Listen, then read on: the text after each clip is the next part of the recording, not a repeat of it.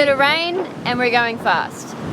So we went to put a reef in, we knew it was coming, but with our mainsail lock issue that we've had since the Cape of Good Hope, we never know if it's going to come off the lock or go on the lock. It's a bit of a jeopardy, and we have to kind of bounce over some waves to make it happen.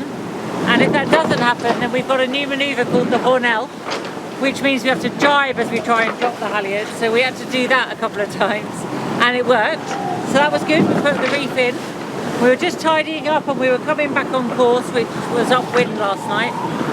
And the main halyard came off the lock again of its own accord.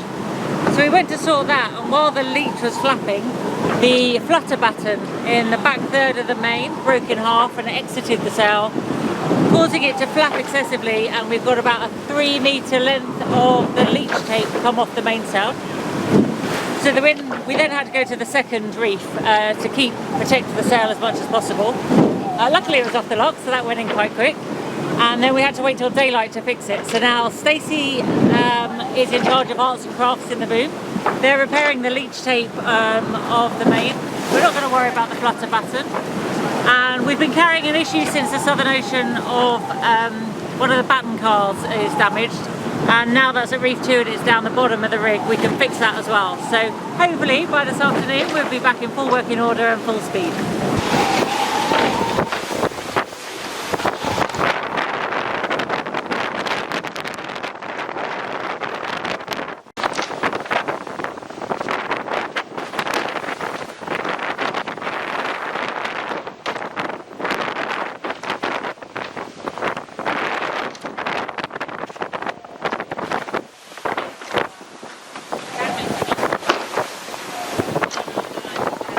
Today's been kind of uneventful.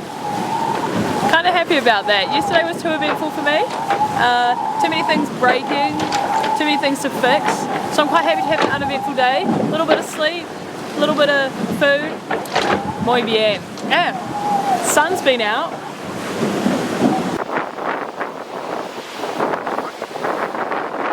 Stacey, how was today? There was no green flash. How does it feel to be so close to the end? It's very exciting to be super close to the end. It's almost like we can smell the land now. No, but we are coming up to 1,500 miles from the finish, and yeah, it's super exciting to finally come to the end of this amazing journey.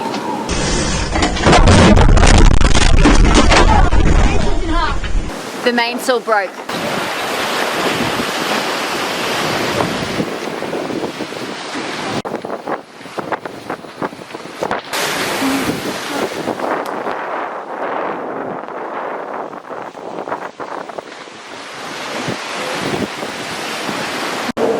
Alexia, what just happened?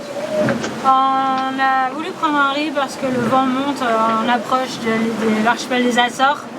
Et pour prendre un riz, pour déhooker, on le fait maintenant en empannant. Sauf que la grand voile s'est déchirée en deux dans toute la largeur, sous le deuxième riz. Donc on a passé 3 heures à faller la grand voile, qui était bloquée en tête. Enfin, il y avait un petit bout en tête et le reste qu'on a réussi à redescendre. Molly est montée dans le mât 2 fois. À l'intérieur du mât, elle a passé au moins 40 minutes dans le mât avec les bagues, ça tapait, c'était hyper dur. Voilà, c'est comme ça, c'est les tours du monde, parfois il y a de la casse. Notre hook nous embête depuis le 14 décembre et ça continue et du coup ça provoque d'autres problématiques qu'on paye aujourd'hui à moins de 1500 000 de l'arrivée. Mais voilà, on a quand même 2 riz dans la grand voile, on a encore 2 voiles d'avant, J2 et J3 pour arriver jusqu'à Brest. Donc ça va le faire avec l'équipe, on reste soudés comme ça et on est solide et on arrive bientôt, préparez-vous.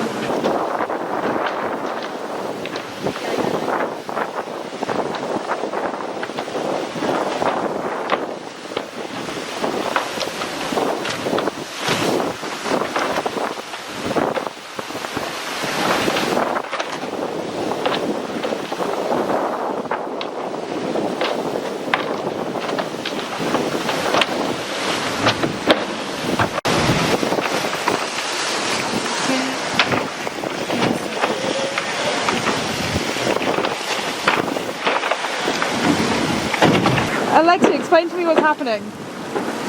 Nous sommes actuellement en train de tourner autour de l'archipel des Açores. Brest c'est par là, mais on a dû décider de ralentir le bateau pour 24 heures pour laisser passer une dépression énorme avec la pire météo qu'on a eue depuis le départ il y a plus de 50 jours autour du monde, pire que tout ce qu'on a pu voir dans les 40e rugissants, les 50e hurlants. Demain il y aura plus de 45 nœuds de vent, des rafales à plus de 50 nœuds de vent, une mer entre 7 et 10 mètres de haut. Donc en tant que capitaine de The Famous Project 6C, j'ai toujours eu en tête la sécurité du bateau et de l'équipage en premier. Et l'objectif c'est de terminer ce tour du monde et d'être le premier équipage 100% féminin à faire le tour du monde en multicoque, sans escale et sans assistance, et pour ça il faut arriver.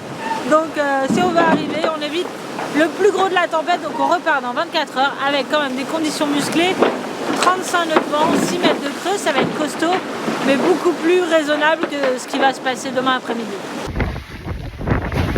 Salut, bienvenue à bord de l'île Export avec The Famous Project CIC. Finalement on est parti des Açores parce qu'il arrive un truc encore. On a finalement plus du tout de grand voile. Elle en peut plus cette grand voile. Du coup on a décidé de repartir parce que derrière nous il y a une autre dépression qui arrive. Ça s'est passé avant. Du coup on est dans les grosses vagues et la météo qu'on ne voulait pas. Néanmoins, avec notre mât qui fait 30 mètres carrés, on arrive à avancer à une vitesse de 10 à 12 nœuds, ce qui est plutôt pas mal. On est presque sur la route et on arrive à gérer les vagues. Allez, je vous montre à quoi ça ressemble, bien que les vagues, ça rend jamais très bien avec les téléphones, mais je peux vous dire que c'est super impressionnant.